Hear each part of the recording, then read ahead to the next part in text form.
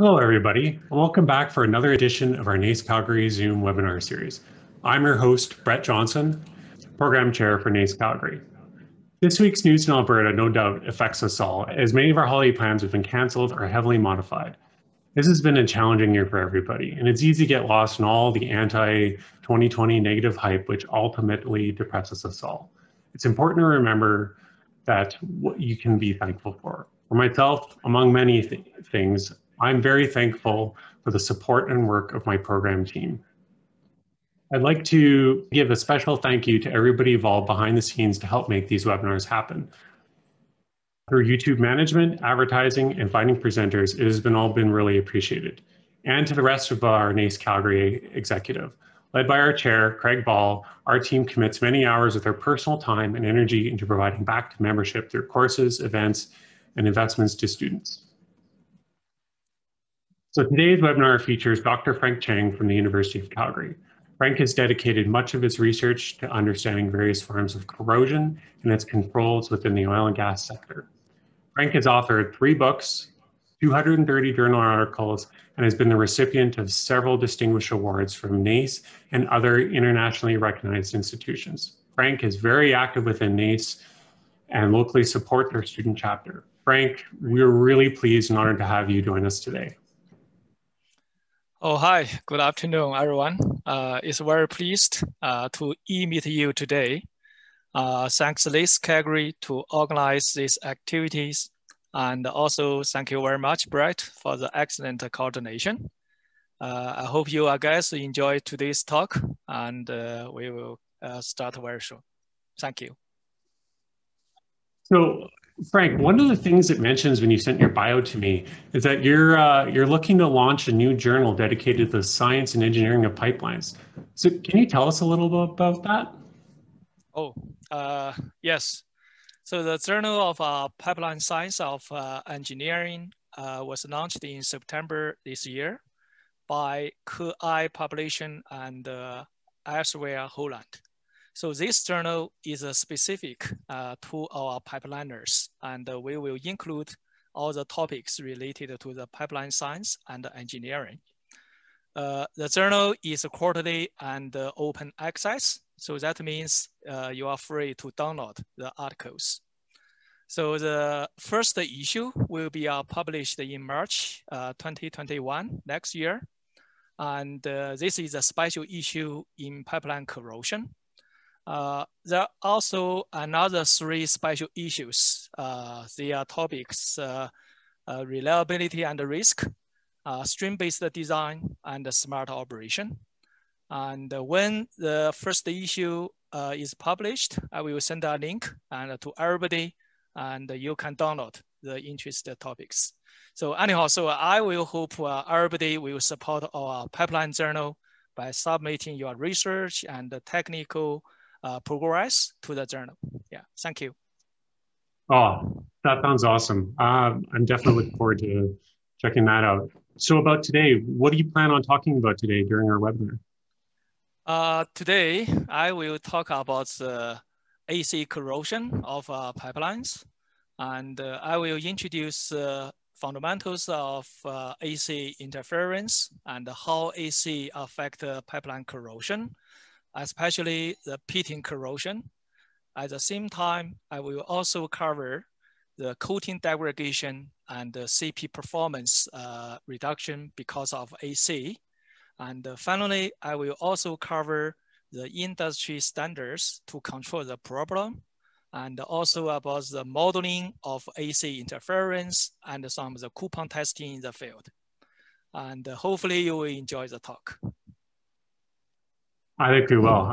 We definitely have a lot of interest on this topic today. So no, it's great to have you on board. So none of what NACE Calgary can do here without be possible without our annual sponsors. Their contributions allow us to be able to provide this webinar series to our membership at no charge. So today, I would like to highlight one of our gold sponsors, OnStream Pipeline Inspection, a member of the Mistress Group. OnStream has been a huge long-term supporter of NACE Calgary for over a decade. They specialize in small diameter MFL inspection tools that are free swimming or tethered. Their newest line of tools, the TriStream MFL, brings ultra-high resolution capabilities using triaxial technology to capture dimensions in the axial, radial, and circumferential directions. Research has shown that single vector MFL tools can only capture about 80% of the defect shape, while using all three vectors can enable you to derive 99% of the information about a defect. Triaxial sensors combined with state-of-the-art algorithm technology reduce uncertainty in defect shape, which provides enhanced input into the sizing models and ultimately improves accuracy, which of course reduces both your pipeline risk and integrity program costs. And of course, to all the other annual sponsors, they're a huge reason why we can do what we do. Our sponsors help fund several initiatives that NACE Calgary takes on to promote the knowledge of corrosion, sustainability, and asset integrity to our industry and the next generation of engineers. To each one of our sponsors, we thank you for your continued support. So to see the recording from this webinar and our past webinars, be sure to check out our website at nacecalgary.ca to get the YouTube channel link. So Frank will be giving his presentation live. Be sure to stick around after the presentation as we'll move into a Q&A session. Please submit your questions to Frank in your Zoom client by clicking the Q&A button on your screen. If you're joining us from YouTube Live, please enter your questions into the comment field and I'll be sure to ask them. So without further ado, Frank, I'll turn it over to you. Thank you very much, Brett, for the organization. And today I will talk about the pipeline corrosion and AC interference. So when I give every presentation, I always include these slides. And I don't want to overemphasize the importance of pipelines to us. And indeed, the pipelines are lifelines of energy industry. And however, we also realize when pipeline fail, and it can cause energy loss and environmental impact to the water and to the land, to the soil, and to the community. And sometimes the pipeline failures can also cause death. For example, this is accident happened in Qingdao, China, and the pipeline failure killed 60 people and caused 140 injuries. So what's the reason to cause pipeline failures? And according to CEPA, the Canadian Energy Pipeline Association, from 2011 to 2015, so you can see there are about 36% of pipeline incidents in Canada, and it's caused by corrosion. In US, so the PAMSA also summarize the cause of the pipeline incidents, and it did not give the percentage. So instead, it just gives the number of the pipeline incidents. So from the color of the pie chart, so you can roughly see about 20% of pipeline incidents caused by corrosion.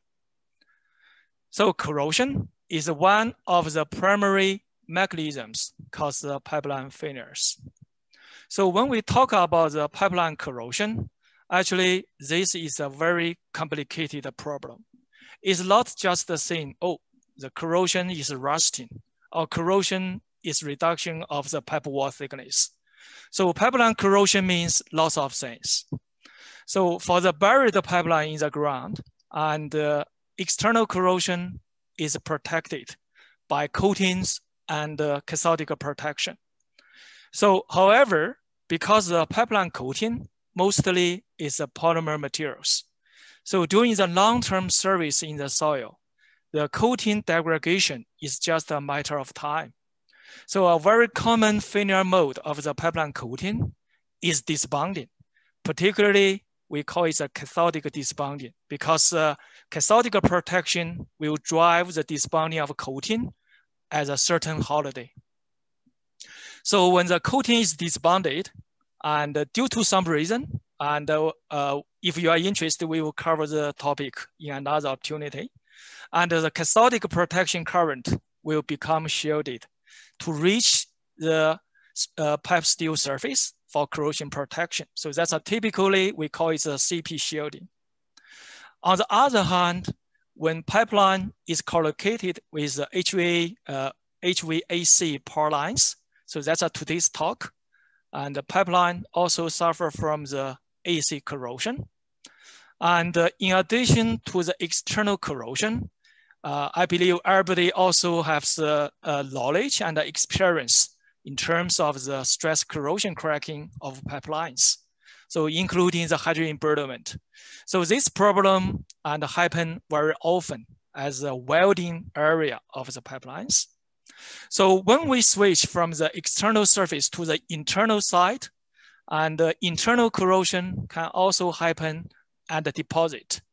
For the petroleum pipelines, internal corrosion and petroleum sludge is a big concern.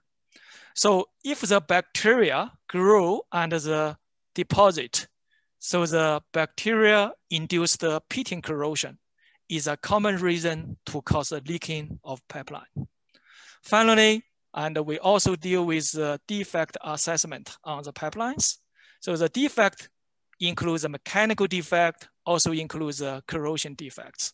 So you can see from these slides, the pipeline corrosion actually means a loss of things. It's not just the rusting or reduction of pipe wall thickness.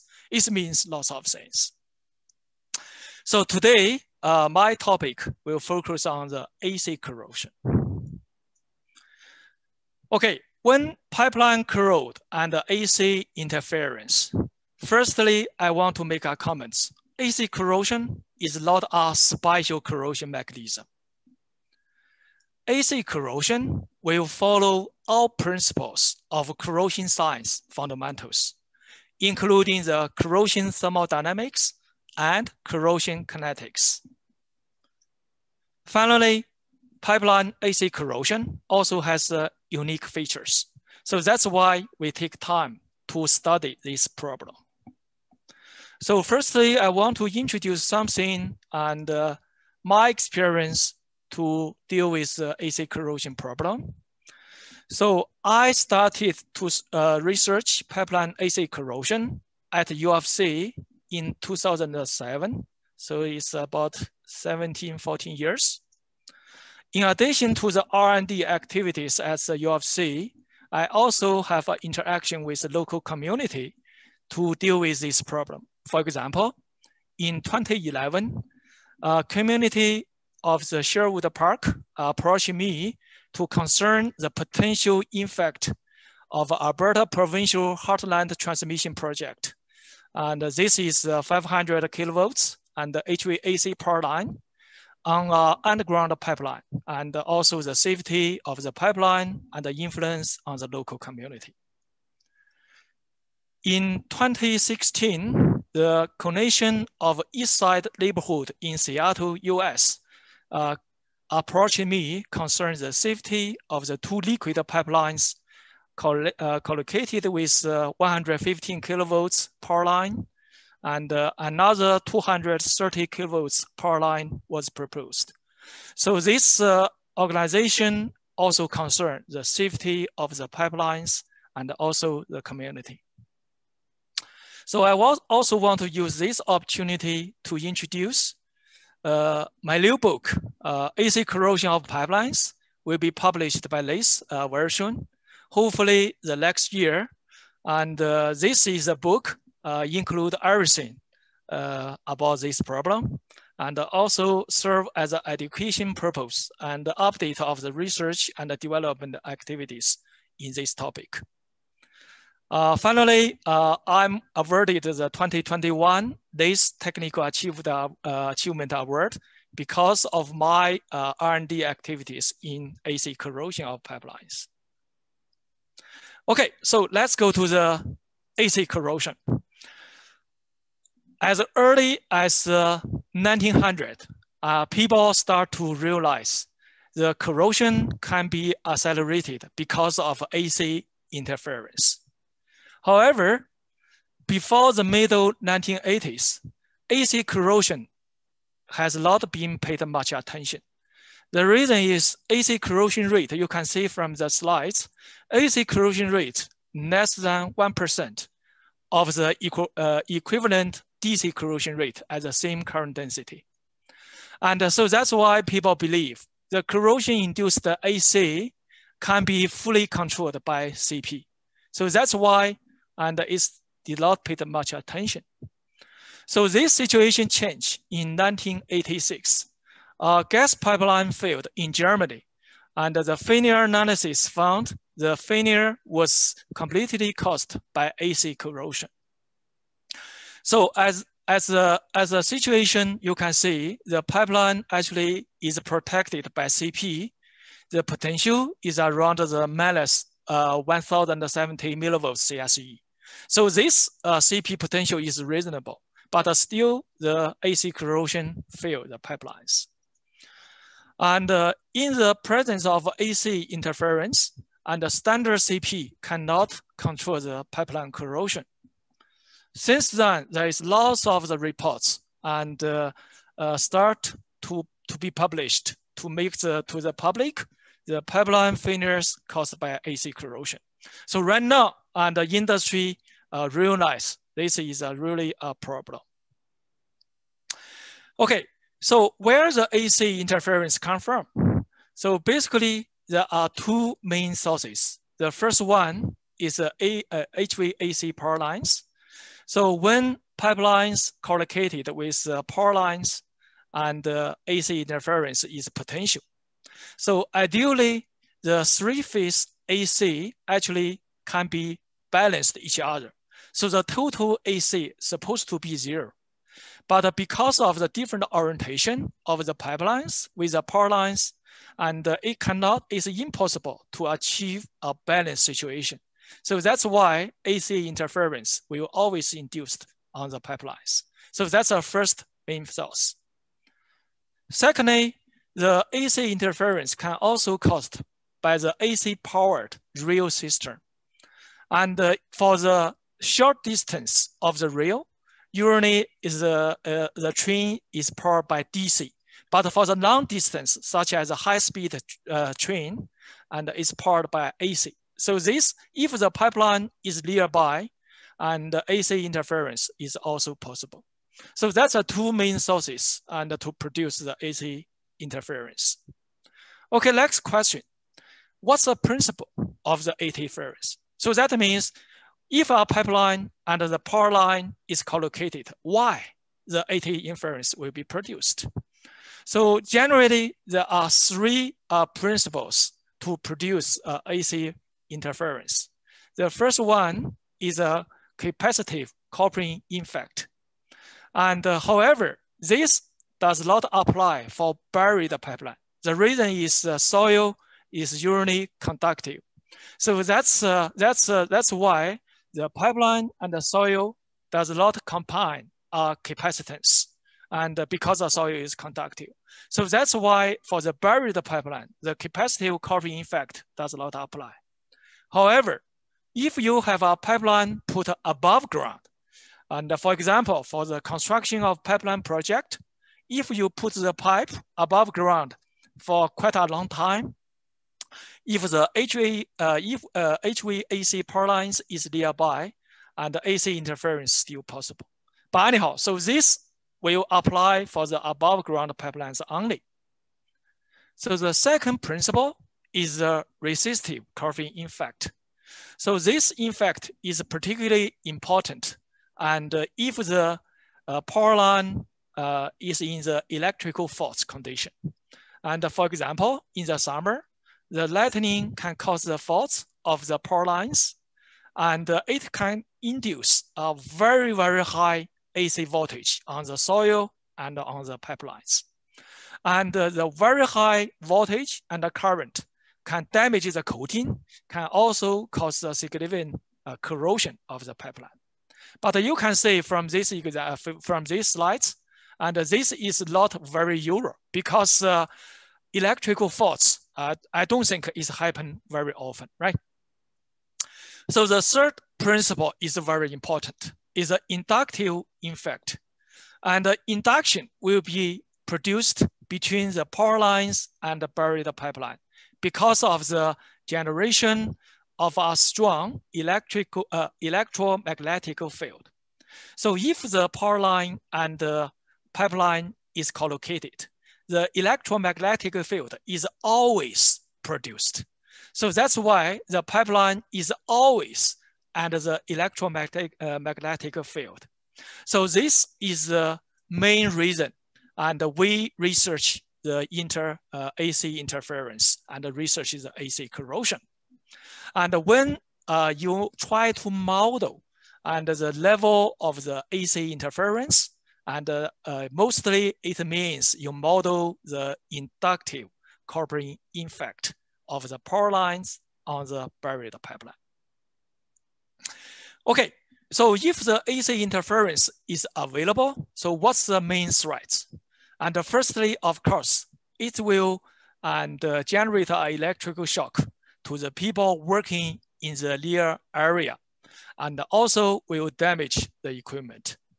So in terms of the integrity of pipelines, so the AC interference will cause corrosion and pitting corrosion.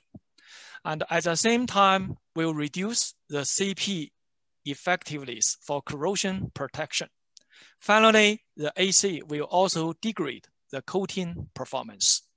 So today, I will cover the 3 areas in terms of the pipeline integrity because of AC.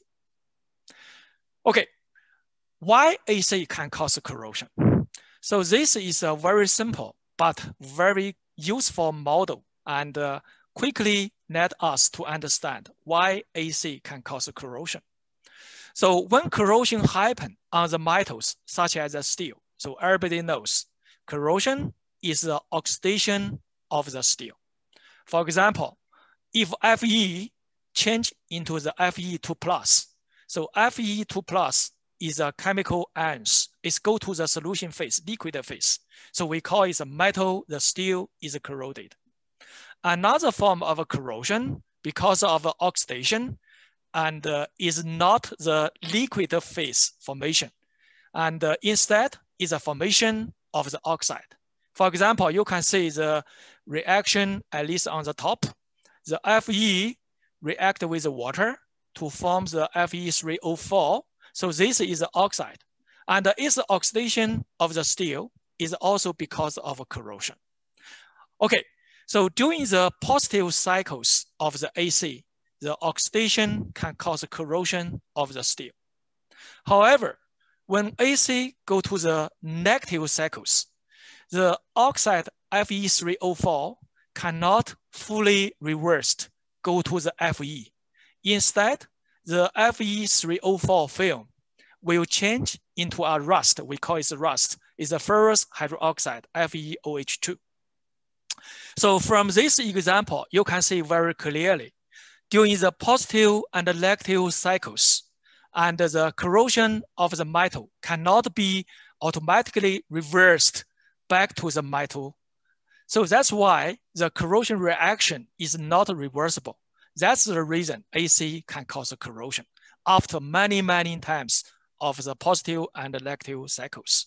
So that's a very simple, I say, but a very useful model to see the AC induced corrosion.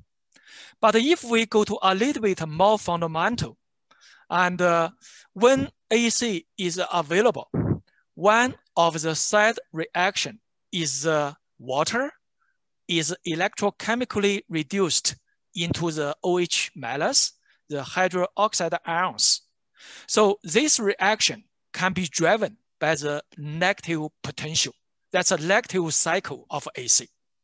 So because OH minus can raise up the solution pH, so that's why when AC corrosion happens, when you sample the local liquid and you connect it with the field, you will always find the solution pH is pretty high. The reason is the generation of the OH minus. Okay, so if the OH minus is produced, you go to the, you can see the diagram on the bottom. So this is E is a potential, pH is a solution pH, is a potential pH diagram. This is a corrosion thermodynamics, can showing you when pH going up, usually up to 12 or 13 or 14, the oxide film can become dissolved. So this is a typical reason, and the corrosion will happen in the high pH environment because the oxide film cannot maintain stability. So this is another reason the AC drives the solution pH going up can cause the corrosion. Okay, so what are the factors will affect the AC corrosion? Of course, the first group of the factors from the collocation of the power lines with the pipeline, such as the orientation, distance, and the length between the power lines and the pipeline. It also depends on the property of the power lines, such as the frequency, the voltage, the carried current, and how high of the tower. And it also depends on the pipeline properties, such as the coating defects, the CP potential, and the pipe steel. Finally, of course, depends on the soil. The most important property of the soil is the conductivity, and it's related to the soil chemistry and the moisture content. So that's all of them will influence the AC corrosion of pipeline. Okay, so next I will introduce AC corrosion of pipeline in the two very typical environment. The first environment, the pipeline steel will suffer from the active corrosion.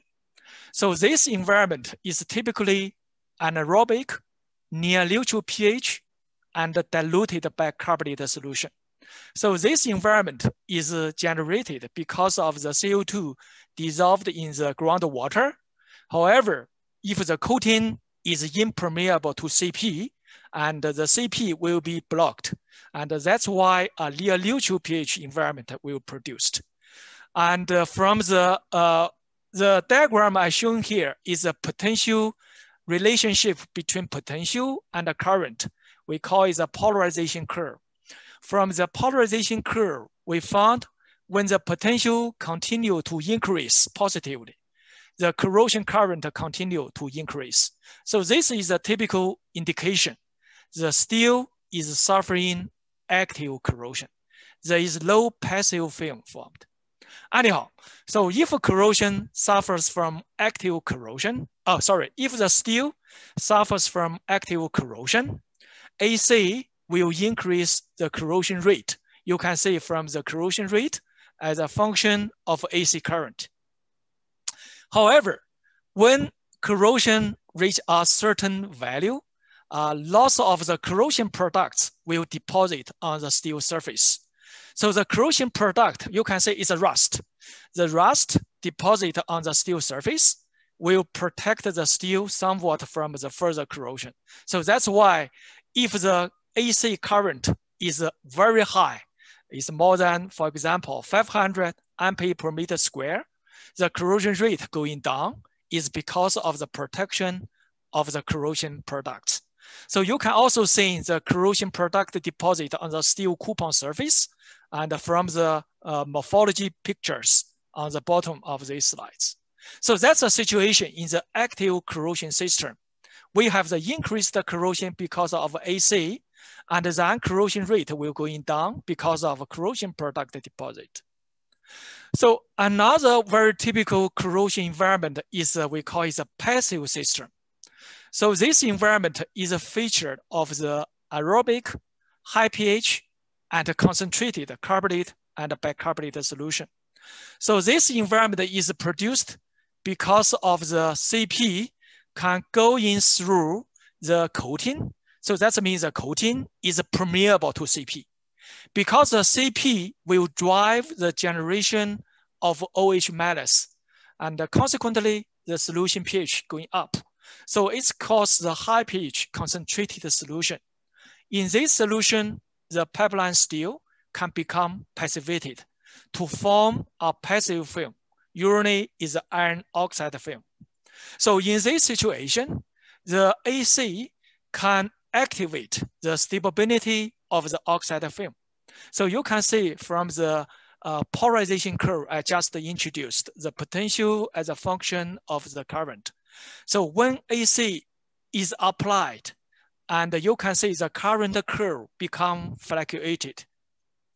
The fluctuation of the current is because of the AC degrade the stability of the passive film.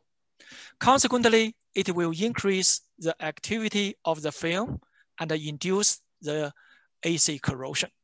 From the corrosion morphology, you can also see if the AC current is high enough, the pitting corrosion will be induced.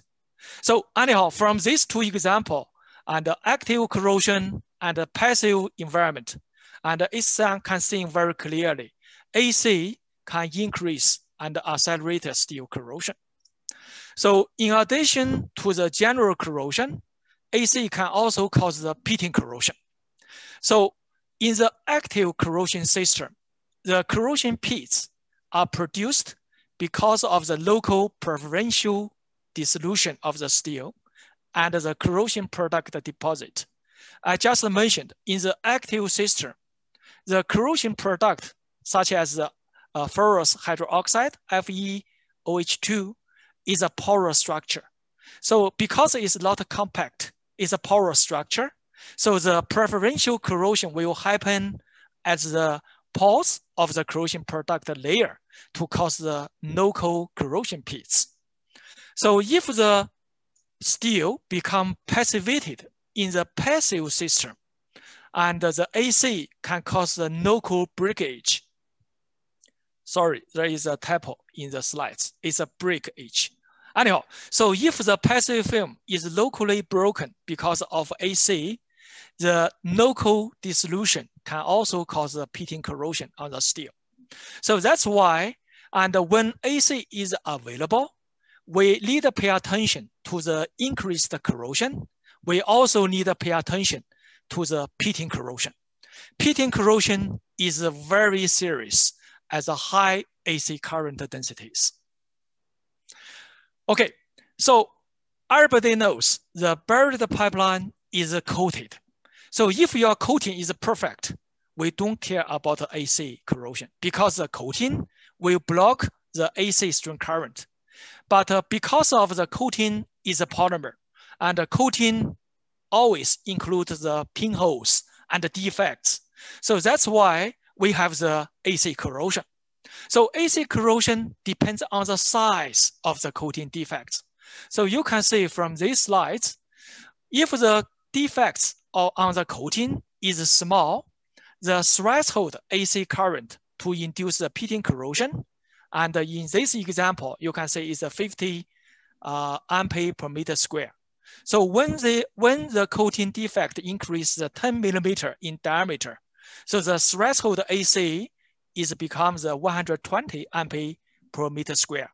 So that means if you have the small coating defects, it's more dangerous because the small size of the defects can induce the high local AC current density. So that's why the pitting corrosion is easy to happen at the small coating defects. Okay, in addition to the corrosion, we also care about the CP, the cathodic protection. So AC can shift the CP potential. So the shift of the potential depends on the CP level. So in this example, if we apply a less recommended the CP potential of the minus 850 millivolts, 800 millivolts CSE, you can see AC will shift the potential negatively.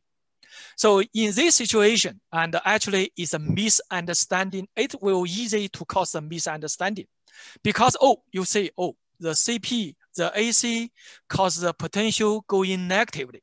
So that means, and it become more protective because it's more negatively cathodically charged the steel.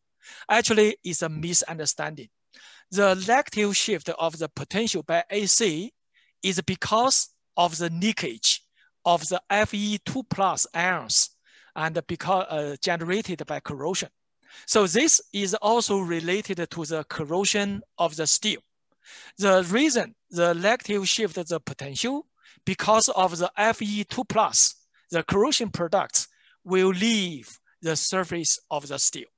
So if you think, the negative shift potential is good and it's more cathodically charged the steel, so that's why it's more protective. Actually, it's a misunderstanding. And if you improve the CP potential level, go into the minus 1000 millivolts. And in this case, the AC can change the potential positively. The reason as the negative CP level, the positive shift of the potential is because of the accumulation of the Fe2 plus and on the surface of the steel. So no matter the potential is a negative shift or positive shift, and it's not good because the AC will change the applied CP potential and the both directions of the potential shift and actually is related to the corrosion of the steel. So next, I will give you, I think is a clear indication and why and how AC can degrade the CP performance. So you can say if we know AC available, when we apply minus 850 millivolts, you can see the steel coupon is very clear. There is low corrosion sign. However, if our AC current density 20 ampere per meter square is available, corrosion happens. So that means minus 850 millivolts is not fully protective to steel corrosion. So if you want to control corrosion at this AC current, you need to negative increase the potential to minus 950 millivolts. So you can see here, the steel coupon is protective from corrosion as minus 950, right? Okay, so if the AC current increases 100 ampere per meter square, minus 950 does not work anymore. Corrosion happens. Okay, at this AC current, you need to continue negatively increase the CP potential to minus 1050 millivolts. So this example clearly tells us, and the AC current will increase the corrosion. At the same time, the AC current will also decrease the CP performance. And if the AC is available, and unfortunately, you need to modify the CP standard because the AC will decrease the CP performance. So that's why if you believe the AC interference is available for the buried pipeline, and you need to, based on the specific condition, to redesign the CP protection criteria. And when you design the new CP, and you need to pay attention to the under protection. At the same time, you also need to pay attention over protection. So, and to avoid the hydrogen evolution and the coating degradation because of the over protection. So in addition to the influence on CP performance, and the AC can also influence the coating properties. So you can see from this test, when the AC current going up, the disbonding area also going up. So the AC can increase the coating disbondment. At the same time, and when you measure the electrochemical impedance of the coating, so when AC increase, so you can see the impedance semicircle decrease. So that means the blocking capability of the CP of the coating going down with AC. At the same time, the WTR is a water transmission rate through the coating. So when AC increase, and the water transmission through the coating also increased. So that's why the AC also degrade the coating properties. So depends on the coating properties. And for example, the FB epoxy coating compared with the PE polyethylene coating. So the mechanism of the AC degrade the coating actually are different. For the epoxy coating, when AC is available, and from the spectroscopy picture, and we can see when AC is available, and a new group, molecule group can be produced in the epoxy coating. So this new molecule group actually can favor the water transfer. But for the polyethylene coating, the AC can break and damage the molecule structure of the coating.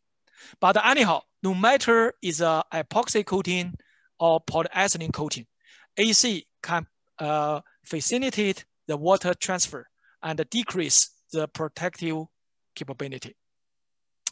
Okay, so when AC is available, you can see from my introduction, the corrosion will happen. Pitting corrosion will be induced. CP performance going down and the coating performance also and degraded. So because of this problem, the industry has developed the standards for AC corrosion control. Before I continue, I just comment, this standard just serve as a reference. And if you follow the standard, it does not mean you can completely control the problem. But if you do not follow the standard, and the opportunity of AC corrosion will be up. So that's give you a reference and a recommendation. So industry standard to control the AC corrosion can be control the AC voltage. So you can see according to the NACE and the CSA, AC voltage must be smaller than 15 volts. But the European take another standards. You can see AC voltage smaller than 10 volts. And if the soil resistivity larger than 25 ohm meter. And if the soil resistivity is smaller than 25, the AC voltage must be as small as 4 volts. So that's a different. And because the AC corrosion is not directly related to the AC voltage, instead it's directly related to the AC current density. So that's why the standards also take the AC current density to get the industry to control the problem. AC, CEPA, and the European Committee also give the different standards and in terms of the AC current density to control the problem. So I just showing in the slides, I don't repeat. And another thing I want to share with you, my comments is about the coupon testing. So currently, the buried coupon is one of the most widely used method to monitor the AC voltage and the AC current. So, and because the coupon testing has many years experience, so the industry right now has lots of experience and to do the test. And I just want to make comments is when you use a coupon to measure the, to evaluate the AC corrosion, and my comment is you cannot depend on the single parameter to evaluate corrosion.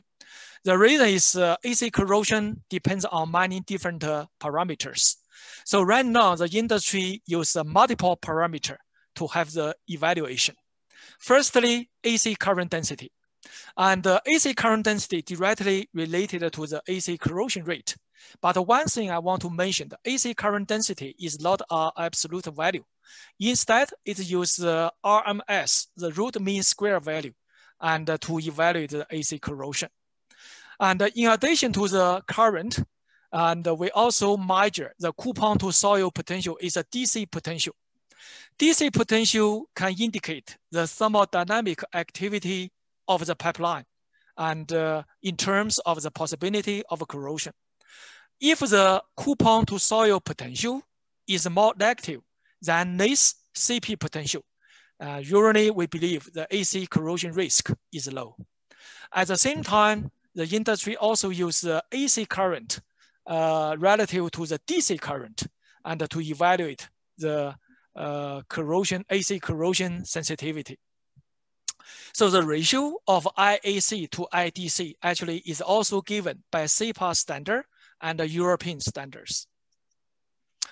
In my group, I also developed some inspection technique for AC corrosion monitoring.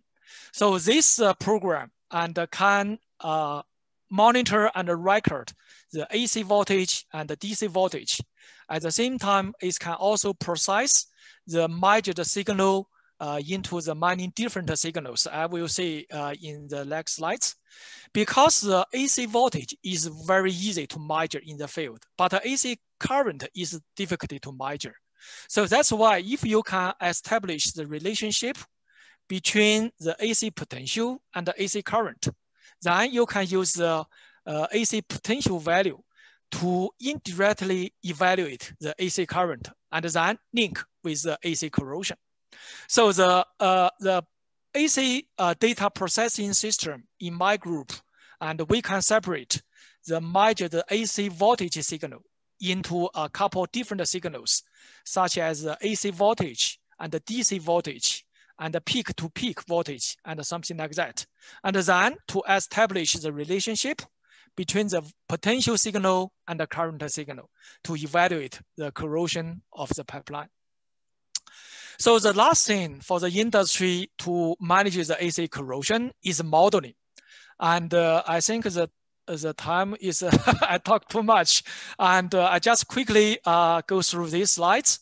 And AC modeling is very important because it can save lots of time and labor for the AC inspection and AC management. If your modeling can tell you AC interference is not an issue, you don't have to do anything. Only when the modeling tells you the AC interference is a big problem, you can do the following things. But when we do the AC modeling, and we have to realize there is always a difference between the modeling results and the field data. And because during the modeling, and there is lots of the assumptions made and to model and determine the AC voltage and the AC current. So that's why the modeling results supposed to be verified by the field data and then to modify and improve the model. And finally, I just give my comments about the pipeline AC corrosion. There is a couple things, and we still need to do some more efforts. And first, I just mentioned, to develop the accurate and reliable model is very important for industry to manage the AC corrosion problem. And the second, we have to quantify and prioritize the affecting factors. And next, to develop the reliable in situ inspection techniques and to make the monitoring is representative of the real situation. Finally, and to control and mitigate AC corrosion problem, to design by, for example, develop the new CP criteria if the AC is available. So I use the last slides to conclude my talk. It's not AC, but it's DC. Because when the with the HVDC power lines developed, also in Alberta, we also need to pay attention the DC interference and the DC corrosion problem. So my group also has the research in the DC corrosion of pipeline. So the very quickly, DC corrosion has the two important things. One is current flowing side. In this side, and usually it can cause the coating disbondment because the risk of solution pH. The current flow outside is a significant DC corrosion. I just mentioned DC corrosion usually at least 100 times of AC corrosion, and when the current density is identical. But anyhow, so again, I thank you very much for your time and attention to my talk, and also thanks Liz Calgary to organize this event. Thank you. That was a fantastic presentation. So thanks again. We've already got lots of questions coming in. So if you've got some more, please be able to answer, but we'll try and get through as much as we can before our time runs out here. So I guess the first question on here. So on one of your slides, when you're talking about why AC induces corrosion, you have this area on here where you see HFeO2 form at pH levels higher than 14. Well, most of us thought 14 was the highest threshold. So how do you get to 16? Okay, that's a good question. And if you look at the slides, and the pH value actually is up here in the potential pH diagram. So this is a thermodynamic corrosion diagram. And it gives you the thermodynamic activity of the steel with a wide range of the solution pH. It's not a measured value, it's a theoretical value. And pH 14, pH 16 is possible. Yes, theoretically it's possible. It depends on the solution composition. But for the field, did do you measure the pH 14 or 16? Probably no, because it's a very, very high pH value. But you can see from the thermodynamic diagram, if your pH going up to 12, 13, 14, and the iron oxide become dissolved. And I believe the pH 12, 13, 14 is still possible to measure in the field. But again, this value is not a measured value. It's a thermodynamic theoretical values. Okay, fair enough. Something I definitely didn't know. I imagine lots of other people not in the research field learned something new with that as well. Okay, so I'm curious. So when we're in the field, can you recommend any kind of like a checklist or something that we could be able to understand how to assess, rather if we're looking at a defect on here, can we tell if it's created by AC corrosion or if we know there's other mechanisms running it? I mean, you see a pit, it's faster than you expected. It doesn't potentially look like it's from bacteria. How can you rule out AC corrosion? Okay. I don't have time to touch this part. Actually, this is an important part. And thank you for this question. Okay, when AC interference is available, and as I mentioned in my presentation, it can shift the CP potential. And because the bacteria growth, bacteria activity is dependent on the redox potential of the soil environment. So that means AC potentially will influence the activity, the bacteria activity on the pipeline.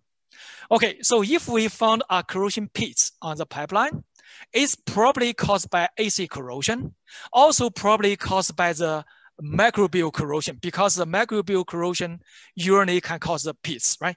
And so if we want to exactly tell what's the pitting corrosion mechanism, actually we needed to do many things.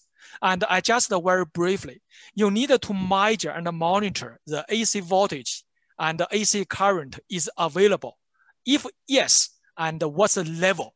So that can give you the confirmation AC interference is available.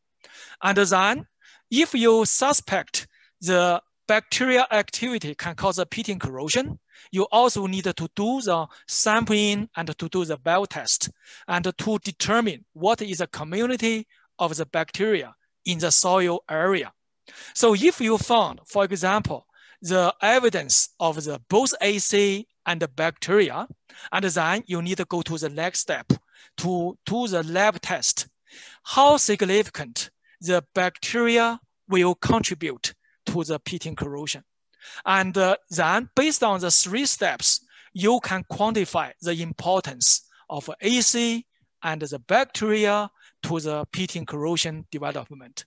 Actually, it's a lot of work, and I don't cover in my presentation, but this is a good question because it touches the very potential situation if AC is available to promote the microbial corrosion to cause the corrosion pits. Yeah, that sounds super easy to do. Do you know, so if you're in the ditch, is there a reading that you can collect on the pipe to be able to determine how much AC current is flowing through that, and then be able to make any kind of judgment call if there is potential for AC current with that? Yes, and for the dig up to bury the coupon close to the pipeline, and we measure lots of the things. We don't measure the single parameter. We measure the AC voltage, AC current. We also can distinguish the signal to get the DC potential and the DC current.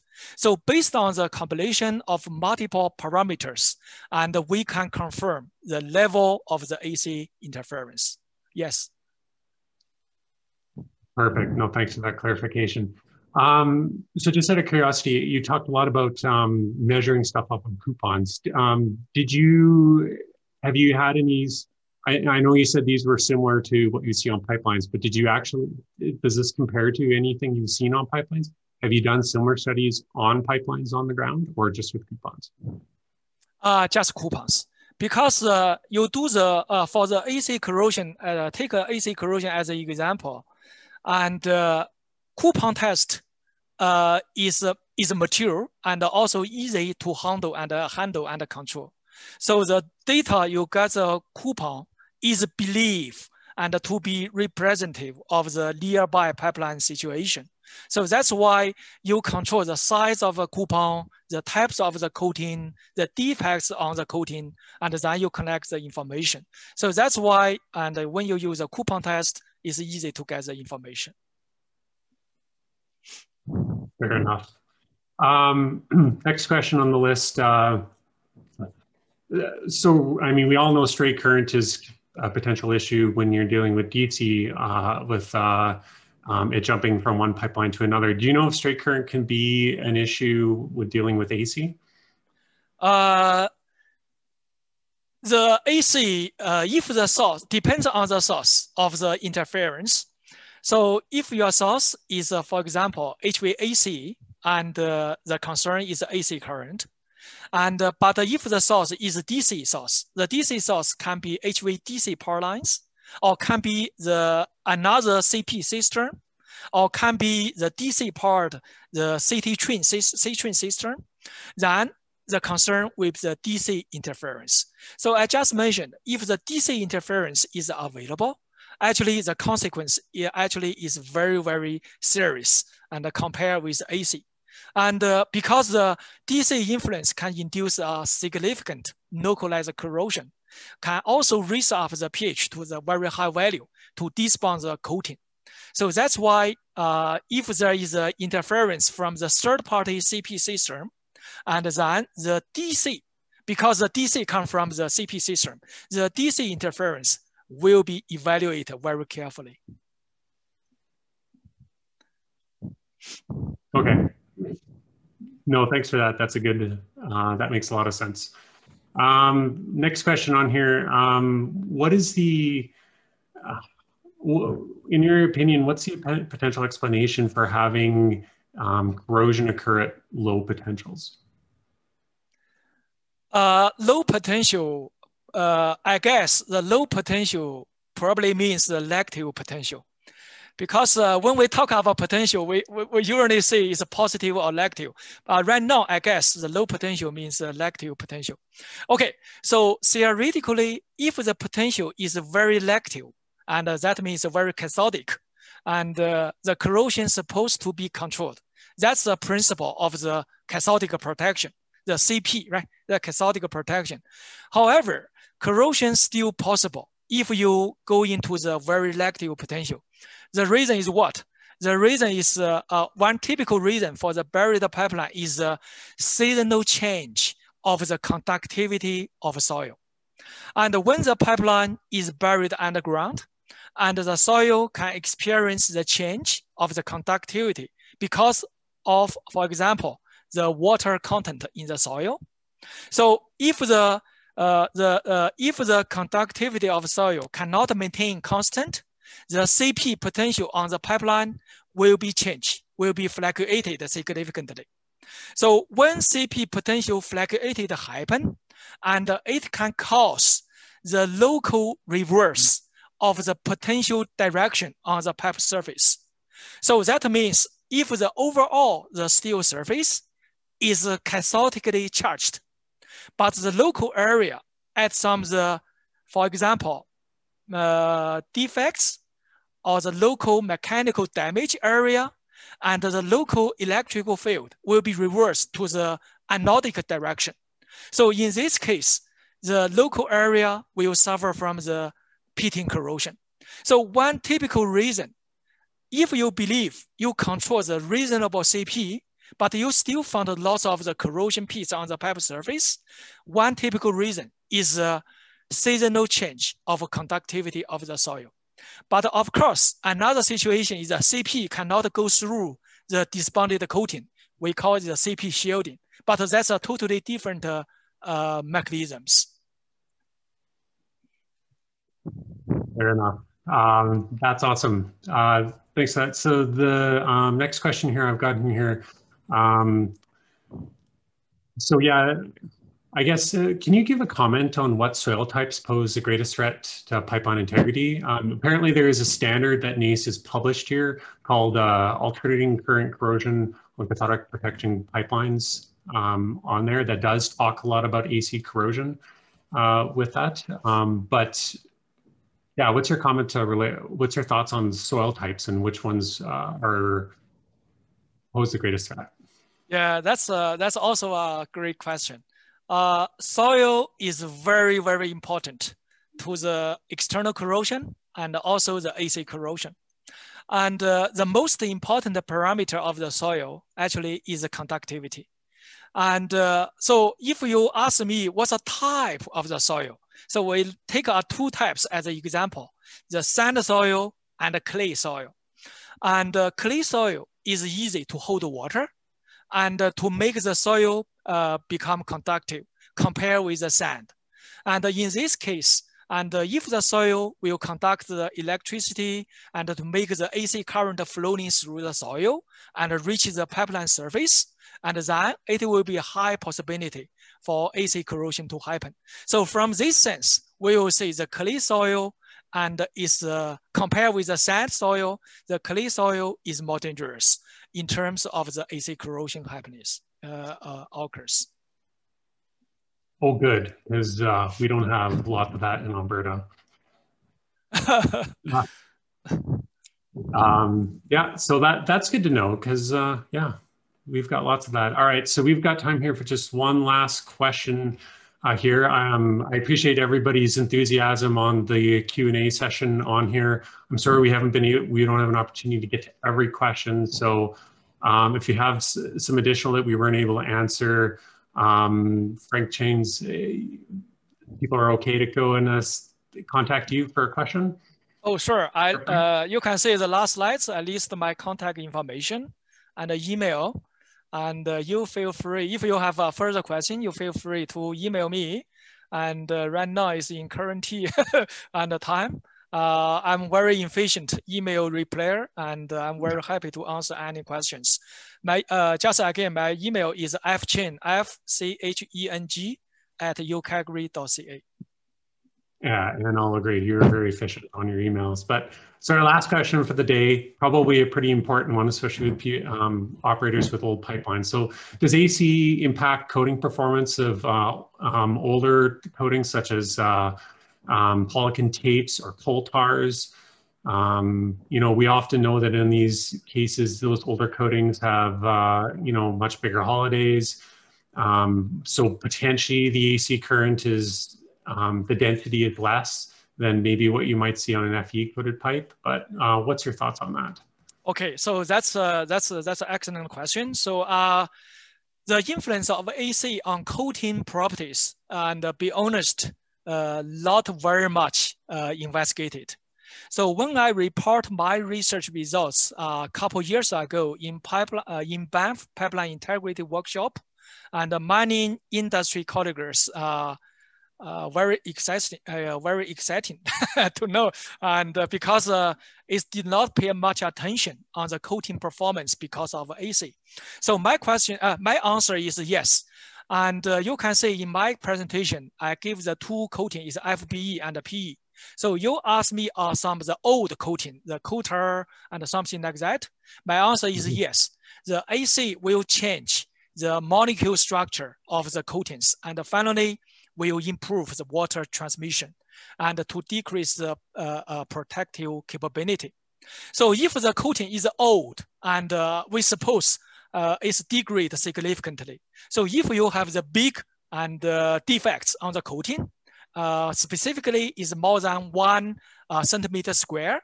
So actually in this situation, and the steel will directly expose to the soil. So I just repeat, if your coating defect is too big and to expose the pipeline steel directly to the soil. So that means what? That means the coating does not apply anymore. So in this case, your AC corrosion evaluation just forget the coating, just evaluate the soil properties directly. Because in this case, the coating does not apply. It's too big, right? And we use the coupon 1 centimeter square, focus on the small defects of the coating. And the reason is loss of the pinhole on the coating actually is pretty small. So that's why we design a small coupon to simulate this situation. Again, if your defect is too big, you just forget the coating because the steel directly exposed to the soil. So that's the reason. Just for clarification, what do you classify as too big? Okay, so and of course it's not covered in today's talk, and we have the lots of the indirect measurement technique, and for example, the above ground inspection to evaluate the CP performance, to monitor the CP voltage and the CP current flowing. So this can give you the indirect information and where and the size of the coating defects are located. Awesome. All right, that's awesome. No, thanks, Frank. I really appreciate all your time that you put in this presentation. It was a fantastic presentation.